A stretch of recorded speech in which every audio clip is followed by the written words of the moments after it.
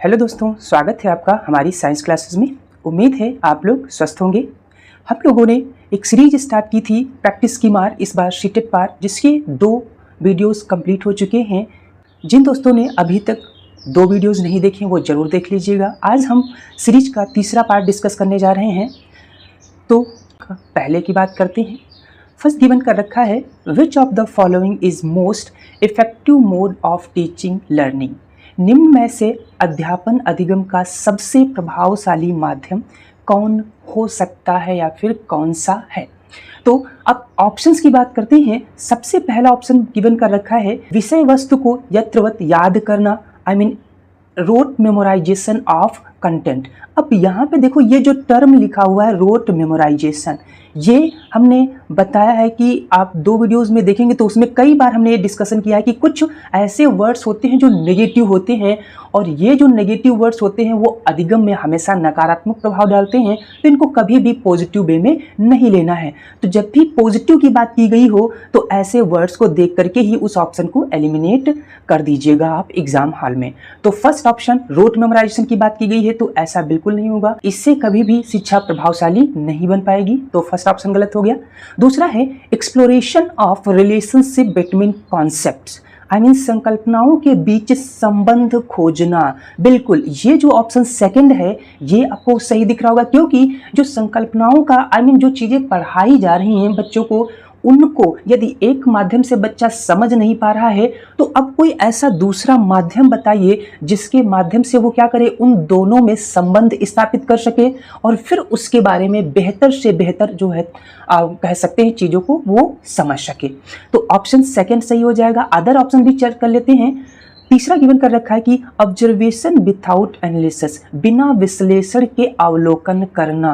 अब जब तक बच्चा जो है किसी चीज़ का ऑब्जर्वेशन ही नहीं करेगा, किसी चीज़ का एनालिसिस ही नहीं करेगा, तब तक वो सारी चीज़ें जिसके बारे में वो सीखना चाहता है, जो चीज़ उसको बताई जा रही है, वो फिर लंबे समय तक उसे याद नहीं रह पाएगी, क्योंकि सिर्फ एक चीज़ रट ली जाएगी, कुछ दिन के बाद वो फिर से वो सारी चीज़ें भूल जाएगा। तो बच्चे को ऑब्जर्वेशन और एनालिसिस तो करना ही पड़ेगा।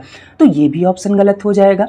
फोर्थ ऑप्शन है लिमिटेशन एंड रिपीटिशन, अनुकरण, नकल और दोहराना। ये भी वर्ड्स क्या होते हैं, लिमिटेशन और रिपीटिशन, ये भी वर्ड क्या होते हैं, नेगेटिव होते हैं इन कह सकते हैं बच्चे के लर्निंग के थ्रू। तो ये वर्ड्स नेगेटिव हैं, अनुकरण, नकल और दोहराना, ये सभी बातें कभी भी जो है रिपीट नहीं करनी है। तो ऑप्शन फोर्थ भी गलत हो जाएगा। तो नेक्स्ट अब बात करते हैं क्वेश्चन नंबर 2 की। क्वेश्चन नंबर 2 गिवन कर रखा है, a teacher should analysis the various error made by student on a given task because. अब एक अध्यापिका को दिए गए किसी कार्यकलाप में छात्रों की विभिन्न त्रुटियों का विश्लेषण करना चाहिए, क्योंकि। अब इसके कहने का मतलब ये है कि अध्यापक ने बच्चों को कोई असाइनमेंट प्रोवाइड किया है। अब असाइनमेंट बच्चे कर रहे हैं तो स्वाभाविक है कुछ तो गलतियां हो ही सकती हैं। कुछ बच्चे होते हैं जो बहुत कह सकते हैं जो गॉड गिफ्टेड होते हैं, जिनसे में भी ना गलतियां हो, लेकिन बहुत सारे बच्चे होते हैं उनमें गलतियां होती हैं। तो जो गलतियां हुई हैं, अब उन गलतियों को जो टीचर है उनको किस वे में लेना चाहिए जिससे बच्चों पे कोई नकारात्मक प्रभाव ना पड़े। तो सबसे पहला ऑप्शन गिवन कर रखा है, she can decide degree of punishment accordingly, मतलब इसके आधार पर वह दंड की मात्रा निर्धारित कर सके। सिर्फ और सिर्फ इसलिए सारी चीजें त्रुटियां निकालना चाहिए जिससे बच्चे को मारा जाए, पीटा जाए, उसको पनिशमेंट दिया जाए। तो ये तो कहना बिल्कुल गलत बात है। तो पहला ऑप्शन एलिमिनेट हो जाएगा। दूसरा ऑप्शन है, त्रुटियों की समझ अध्यापन अधिगम प्रक्रिया के लिए अर्थपूर्ण है। Understanding of errors are meaningful in the teaching learning process.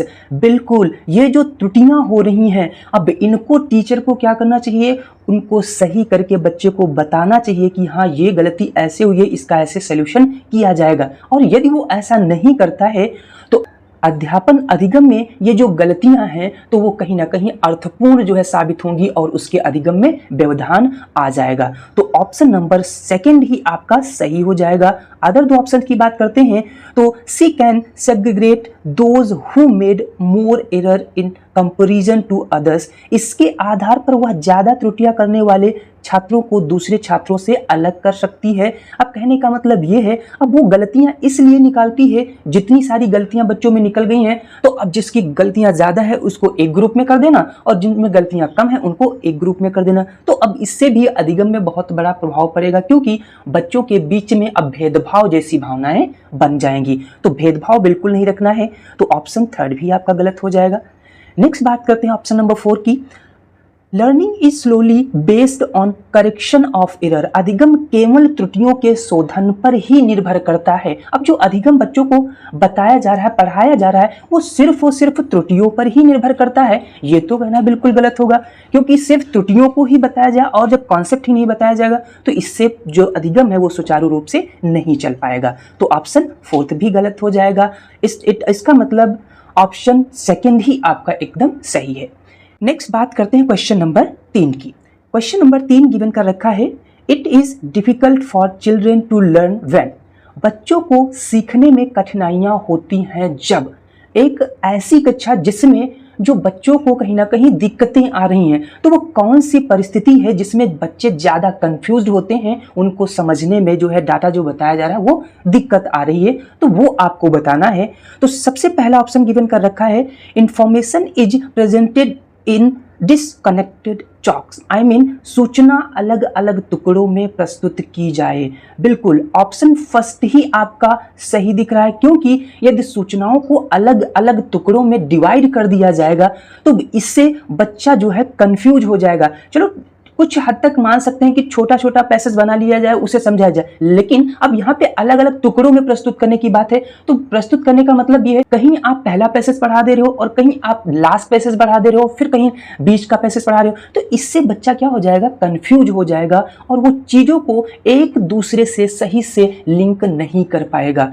तो ये ऑप्शन बिल्कुल सही लग रहा है, इससे बच्चे के अंदर बहुत ही ज्यादा कठिनाइयां देखने को मिलेंगी। अदर ऑप्शंस भी डिस्कस कर लेते हैं। वो आंतरिक रूप से अभिप्रेरित हो। अब बच्चा अधिगम कर रहा है तो आंतरिक रूप से अभिप्रेरित तो होगा ही होगा, यदि नहीं होगा तो फिर उसे दिक्कतें आ सकती हैं। तो ये तो पॉजिटिव बात की गई है, तो ये ऑप्शन नहीं हो सकता। तीसरा ऑप्शन है, अधिगम सामाजिक संदर्भ में होना चाहिए। Learning is socially कंसेप्चुअलाइज्ड। मतलब हमने क्या बताया, जो लेवास्की साहब हैं उन्होंने भी क्या कहा है कि बच्चे समाज के संपर्क में आकर के चीजों को सीखते हैं। तो यहाँ पे अधिगम सामाजिक संदर्भ में हो, पूरे समाज के संपर्क में आकर के बच्चा सीख रहा है, तो ये भी पॉजिटिव बात की गई है, तो ये भी ऑप्शन नहीं हो सकता। फोर्थ है, विषय वस्तु को बहुरूपों में प्रस्तुत करना। Content is represented through multiple ways. अब यहाँ पे जो ये बताया गया है, विषय वस्तु को बहुत रूपों में बताना, एक टॉपिक नहीं समझ में आ रहा तो उसके अलग अलग उदाहरण देना, तो इससे बच्चा उन चीज़ों को आसानी से समझ पाएगा, तो इसे कठिनाई नहीं आएगी, ये उसके लिए बेहतर ऑप्शन होगा। तो ये भी ऑप्शन गलत हो जाएगा। यहाँ पे देखो, ये तीनों जो ऑप्शन है इसमें पॉजिटिव बात की गई है, लेकिन क्वेश्चन के अकॉर्डिंग हमें नेगेटिव फैक्टर फाइंड आउट करना था, तो ऑप्शन फर्स्ट ही सही हो जाएगा। नेक्स्ट हम बात करते हैं क्वेश्चन नंबर 4 की। तो क्वेश्चन नंबर 4 गिवन कर रखा है कि best state of learning is. अधिगम की सर्वोत्तम अवस्था कौन सी है? एक ऐसी अवस्था जहां पर बच्चा पूर्ण रूप से अपने आप को अधिगम में लीन पा रहा है, सबसे बेहतर तरीके से सीख पा रहा है, तो वो आपको स्टेज बतानी है, वो आपको स्टेट बतानी है। तो सबसे पहला ऑप्शन गिवन कर रखा है कि हाई एरोजल हाई फेयर, उच्च उत्तेजना उच्च भय। ये देखो, जो भय नाम की चीज यहाँ पे बताई गई है, तो यहाँ पर हमारी जो NEP 2020 है उसके अकॉर्डिंग भी बताया गया है कि बच्चे को कभी भी ना तो मारना है, ना तो उसको डराना है, ना ही धमकाना है, उसे एकदम बिना किसी फेयर के जो है अधिगम प्रोवाइड करना है। तो इस तरीके से पहला ऑप्शन, क्योंकि यहाँ पर जब भय की बात कर दी गई तो ये बिल्कुल गलत हो जाएगा। निम्न उत्तेजना उच्च भय, अब यहाँ पे फिर से उच्च भय की बात की गई है। निम्न उत्तेजना, यदि बच्चे के अंदर उत्तेजना ही नहीं है, एक्साइटमेंट ही नहीं है, तो फिर चीजों को सीख ही नहीं पाएगा, उसके अंदर डर बना हुआ है, तो ये भी ऑप्शन गलत हो जाएगा। नेक्स्ट है third option, moderate arousal no fear. हाँ, संतुलित उत्तेजना, कोई भय नहीं, बच्चे के अंदर बिल्कुल भय नाम की चीज ही नहीं रखनी है। प्लस अब यहाँ पे संतुलित उत्तेजना की बात की गई है, बिल्कुल उसके साथ बैलेंस बना करके रखना है कि ज्यादा से ज्यादा उसे हाइपर भी नहीं होने देना है और ना ही ज़्यादा से ज़्यादा उसे डिमोटिवेट करना है। तो बच्चे को बैलेंस बना करके रखना है जिससे उसका अधिगम सुचारू रूप से आगे बढ़ पाएगा। तो ऑप्शन थर्ड आपका सही हो जाएगा। फोर्थ में देखो गिवन कर रखा कोई उत्तेजना नहीं, कोई भय नहीं। अब कोई भय तो नहीं लेकिन कोई उत्तेजना ही नहीं, उसके अंदर कोई एक्साइटमेंट ही नहीं है, किसी चीज़ को करने की आवश्यक मतलब इतना लेजी हो गया कि हमेशा पड़ा ही रहता। तो जब वो कुछ करेगा ही नहीं तो उसमें चेंजेस क्या देखने को मिलेगा, उसका अधिगम आगे बढ़ ही नहीं पाएगा। तो ऑप्शन फोर्थ भी गलत हो जाएगा, थर्ड ही ऑप्शन सही था। नेक्स्ट हम बात करते हैं क्वेश्चन नंबर 5 की। तो क्वेश्चन नंबर 5 गिवन कर रखा है constructivist view of learning suggest that children dash construction of their own knowledge. अधिगम का संरचनात्मक विचार यह सुझाव देता है कि ज्ञान की संरचना में, अब यहाँ पे ये देखो वर्ड बताया गया संरचनात्मक, आई मीन कंस्ट्रक्टिविस्ट। इसका मतलब होता है कितना बच्चा जो है बाहरी चीजों के बारे में सोच पा रहा है, फिर सोचने के बाद उन चीजों को रिप्रेजेंट कर पा रहा है। तो उसकी हाइपो डिडक्टिव थिंकिंग की यहाँ पर बात की जा रही है। तो उस ज्ञान को जो है किस वे में हम लेना चाहिए। तो सबसे पहला ऑप्शन बताया गया है कि have no role to play in, I mean बच्चों की कोई भूमिका नहीं होती है। यहाँ पे बच्चों, सीडीपी एक ऐसा सब्जेक्ट है जिसमें बच्चों को ही मेनली टारगेट किया गया है कि बच्चों पर ही सारी चीजें बताई जा रही हैं, मतलब चाइल्ड डेवलपमेंट पेडागोजी, तो बच्चे के ही बारे में तो पढ़ाया जाए। तो यहाँ पे बच्चे का कोई रोल ही नहीं, तो ये तो कहना बिल्कुल गलत हो जाएगा। ऑप्शन देखते ही पहला एलिमिनेट हो जाएगा। दूसरा है are slowly depends on adults for, बच्चे पूर्ण रूप से वयस्कों पर निर्भर रहते हैं। तो ये जो ऑप्शन है सिर्फ और सिर्फ बच्चे दूसरों पर ही निर्भर रहते हैं कि जो चीजें दूसरे बताएं सिर्फ बच्चे उतनी ही सारी चीजें सीखते हैं, तो ये भी कहना बिल्कुल गलत है। हाँ, जो टीचर होते हैं या फिर जो गुरुजन होते हैं या फिर जो हमसे बड़े होते हैं तो वो जो चीज़ बताते हैं तो कहते हैं कि बेटा ये चीज़ ऐसे करनी है, इसको ऐसा करना सही रहेगा, तो उन्होंने बता दिया लेकिन करना तो हमें ही पड़ता है। तो इस तरीके से उन्होंने सिर्फ एक मार्गदर्शन किया जबकि काम हमें ही करना है। तो पूर्णतया हम सिर्फ बच्चों मतलब बड़े पर निर्भर नहीं रह सकते, तो ये भी ऑप्शन गलत हो जाएगा। थर्ड ऑप्शन है play an active role in, बच्चे सक्रिय भूमिका निभाते हैं। बिल्कुल, बच्चों को जब तक वो सक्रिय नहीं होंगे तब तक चीजें सीख नहीं पाएंगे। तो यहाँ पर देखो बच्चे एक्टिव दिख रहे हैं, एक्टिव रूप से बच्चे लगे हुए हैं। अब जब कोई असाइनमेंट दिया गया, बच्चे उन चीजों के बारे में सोच पा रहे हैं, उसके बारे में ज्यादा से ज्यादा लिख पा रहे हैं, इट मीन्स बच्चे बहुत ही ज्यादा एक्टिव हैं। तो ऑप्शन नंबर थर्ड आपका सही हो जाएगा। फोर्थ भी देख लेते हैं, are slowly depend on textbooks, I mean बच्चे पूर्ण रूप से पाठ्य पुस्तकों पर निर्भर है। सिर्फ और सिर्फ ओनली वन, बच्चे जब पाठ्य पुस्तक पर ही निर्भर हो जाते हैं तो फिर बाहरी ज्ञान उनसे बिल्कुल अलग हो जाता है, वो बाहरी चीज़ों के बारे में जान नहीं पाते हैं। तो ये भी ऑप्शन आपका गलत है। नाउ नेक्स्ट बात करते हैं क्वेश्चन नंबर 6 की। क्वेश्चन नंबर 6 गिवन कर रखा है which of the following believe is good for learning, अधिगम के लिए निम्न में से कौन सी धारणा उपयुक्त है। अब यहाँ पे 4 ऑप्शंस गिवन किए गए हैं, आपको बताना है कि सबसे बढ़िया जो है धारणा क्या हो सकती है जिसमें अधिगम सुचारू रूप से आगे बढ़ सके। तो पहला ऑप्शन गिवन कर रखा है एबिलिटी इज इम्प्रूवेबल, योग्यता सुसाधार्य है। बिल्कुल, एबिलिटी इज इम्प्रूवेबल, इसका मतलब ये है कि बच्चे के अंदर समय टू समय जैसे जैसे वो आगे बढ़ता जा रहा है उसकी एबिलिटी में चेंजेस देखने को मिलते रहते हैं। जैसे आप 5 साल के बच्चे को ले लीजिए तो उसका आईक्यू लेवल कुछ अलग होगा, वो चीज़ों को अलग तरीके से सोचेगा। लेकिन 10 साल के बच्चे को लीजिएगा तो उसका आईक्यू लेवल कुछ अलग होगा और वो चीज़ों को अलग तरीके से करेगा। लेकिन जब वही एक कह सकते हैं एडल्ट पर्सन को ले लिया जाएगा तो एडल्ट पर्सन क्या करेगा, उसकी मानसिक विचार बहुत ही बढ़िया होंगे और वो चीज़ों को बेहतर तरीके से बता सकता है इन दोनों के कंपैरिजन में। तो यहाँ पे क्या हो रहा है, जो एबिलिटी है वो चेंजेस होती चली जा रही है, इट मींस उसमें इंप्रूवमेंट देखने को मिल रहा है। तो ये अधिगम का सबसे बेहतर ऑप्शन माना जाएगा। नाउ दूसरा ऑप्शन की बात करते हैं, एबिलिटी इज फिक्स्ड। देखो ये फिक्स्ड वर्ड आ गया, तो फिक्स्ड नाम की कोई चीज नहीं होती। बच्चे में कभी भी कोई चीज को फिक्स्ड नहीं करना है, उसे एकदम फ्री रखना है, स्वतंत्र रखना है, जिससे क्या उसमें चेंजेस देखने को आपको मिलते रहें। तो ऑप्शन योग्यता अटल है, ये बिल्कुल कहना गलत बात है। तीसरा है efforts does not make any differences, I mean प्रयासों से कोई फर्क नहीं पड़ता। ये भी बिल्कुल गलत हो जाएगा, क्योंकि आपको यदि जैसे एग्जांपल ले लेते हैं, आपको कोई चैप्टर एक बार में समझ में नहीं आ रहा है तो आप क्या करते हैं, उसे दोबारा रिवाइज करते हैं। तो फिर से वो कुछ समझ में आ जाता है, फिर उसको दोबारा रिवाइज करते हैं तो उसमें और भी सारी चीजें क्लियर हो जाती हैं। तो इस तरीके से देखो, आप में क्या है, आपने प्रयास किया तो आप में फर्क देखने को मिल रहा है, ना कि यहाँ पे क्या पूछा, फर्क देखने को नहीं मिलता है। तो ये बिल्कुल गलत हो जाएगा, क्योंकि यहाँ पे इससे पॉजिटिव फैक्ट पड़ेगा। तो ऑप्शन है फेलियर इज अनकंट्रोलेबल, असफलता अनियंत्रित है। अब यहाँ पे असफलता अनियंत्रित कैसे हो सकती है? यदि आप तैयारी कर रहे हो तो मेहनत करोगे तो ऑब्वियसली है उसका रिजल्ट हमेशा पॉजिटिव आएगा, लेकिन तो अब इससे हम कह सकते हैं सफलता को नियंत्रित में लाया जा सकता है, लेकिन यहां पे तो असफलता अनियंत्रित है, तो इस तरीके से यह कहना बिल्कुल गलत हो जाएगा। तो ऑप्शन सेकंड फर्स्ट ही आपका सही था। बात करते हैं क्वेश्चन नंबर 7 की। Conceptual understanding among student is likely to improve in the setting which emphasise on.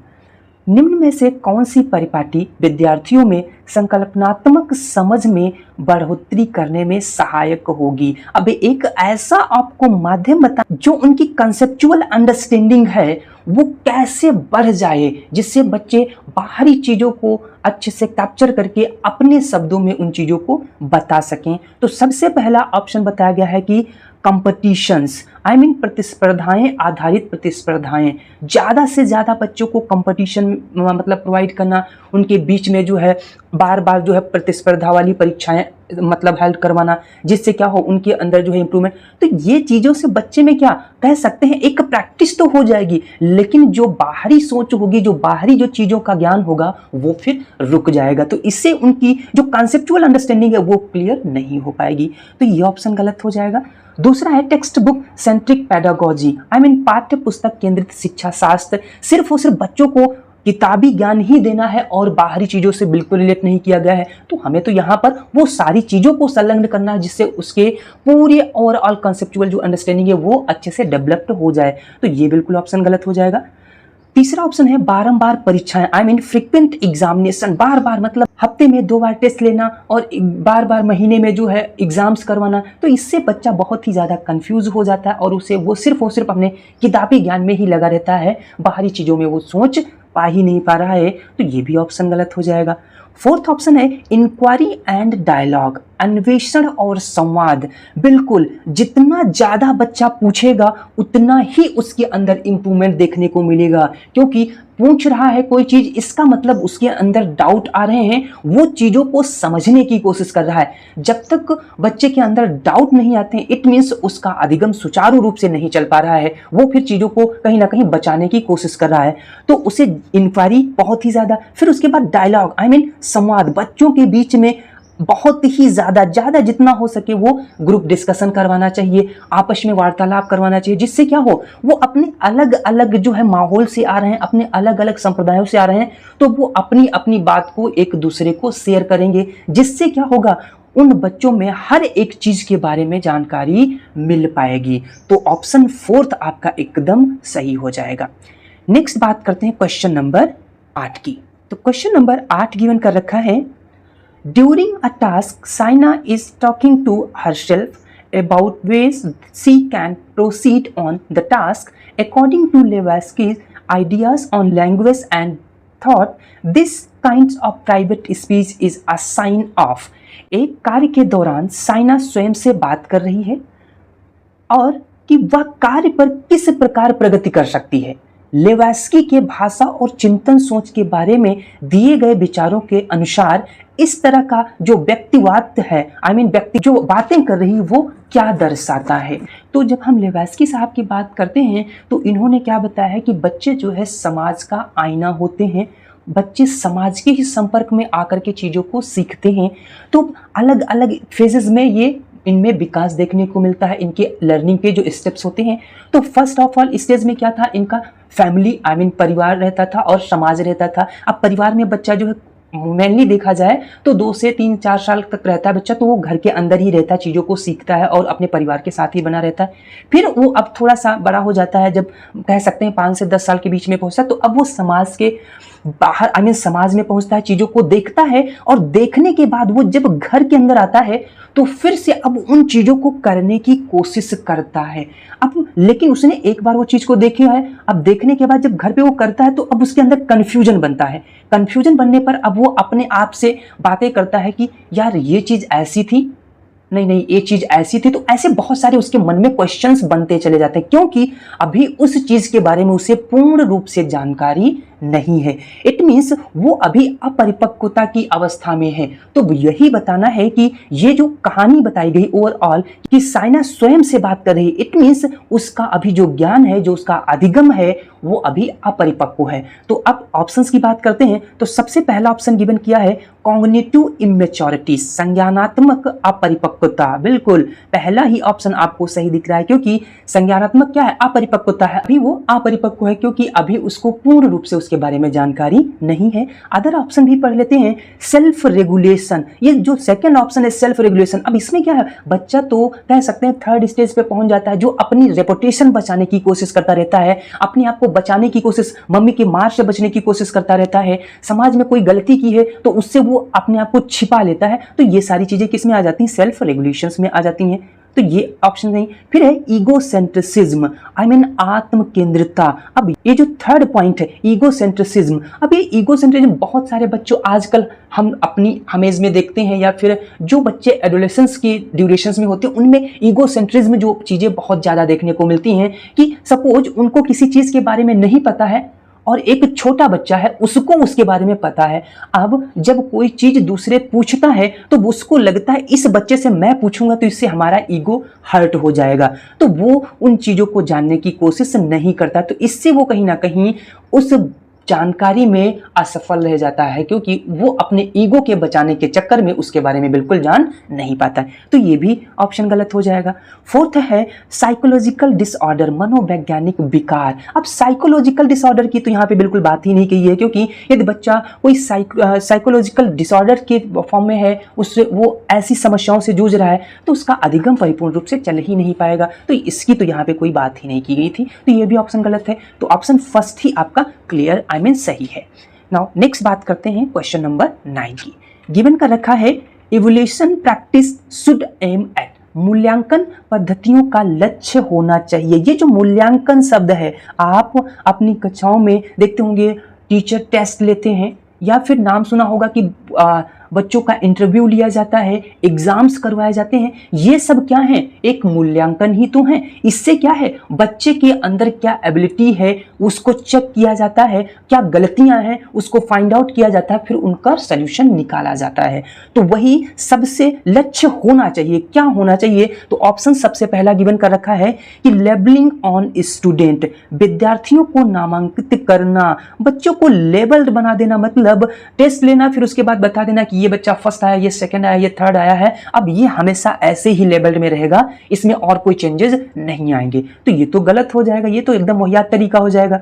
तो ऑप्शन फर्स्ट गलत है। सेकंड है segregation of students for ability based group, योग्यता आधारित समूहों में विद्यार्थियों को विभाजित करना, यह भी गलत ऑप्शन हो जाएगा, क्योंकि अब जो बच्चा ज्यादा अच्छा है उसको एक ग्रुप में रख देना, एक थोड़ा कमजोर है आई मीन वीक है तो उसको एक ग्रुप में रख देना, एक बच्चे जो कह सकते हैं आरपीडी एक्ट के थ्रू आते हैं आई मीन जो कह सकते हैं हैंडीकैप में आते हैं तो उनको क्या कर देना चाहिए, एक ग्रुप में। तो ये भी गलत हो जाएगा। हमेशा क्या करना है, उनको इक्वली ट्रीट करना है, क्योंकि हमें समावेशी शिक्षा का जो है समापन फॉलो करना है। तो ये गलत हो जाएगा। योग्यता कभी भी जो है अलग अलग ग्रुपों में जो है विभाजित नहीं करनी चाहिए, इससे बच्चों के अंदर भेदभाव बनता है। तो दूसरा ऑप्शन गलत हो जाएगा। थर्ड है identifying students needs and requirement, विद्यार्थियों की जरूरतों यौन आवश्यकताओं की पहचान करना। बिल्कुल हमने अभी क्या बताया, ये जो टेस्ट वगैरह लिए जाते हैं इससे बच्चे के अंदर क्या जरूरतें हैं, जो फॉल्ट हुई हैं उस पर कितना उसे वर्क करना है, इन सारी चीजों की पहचान करना होता है। तो ऑप्शन थर्ड ही आपका करेक्ट हो जाएगा। फोर्थ की बात करते हैं, पुरस्कार वितरण हेतु उच्च अंक प्राप्त करने वाले विद्यार्थियों की पहचान करना। सिर्फ और सिर्फ इसलिए एवोल्यूशन करवाना चाहिए कि बच्चों को ये पता चल पाए कि इसके सबसे ज्यादा मार्क्स हैं और तब इसको क्या किया जाएगा, पुरस्कार दिया जाएगा। तो ये सारी चीजों का पहचान करना ये भी गलत हो जाएगा। थर्ड ऑप्शन ही आपका करेक्ट है। नेक्स्ट बात करते हैं क्वेश्चन नंबर 10 की। Individual differences in development of children can be attributed to, बच्चों के विकास की व्यक्तिगत भिन्नताओं को किस पर प्रतिरोपित किया जा सकता है। अब जो बच्चों में जो विकास देखने को मिलता है, डेवलपमेंट देखने को मिलता है, तो किस माध्यम से आपको बताना है कि कौन सा वो माध्यम सबसे बेस्ट होगा।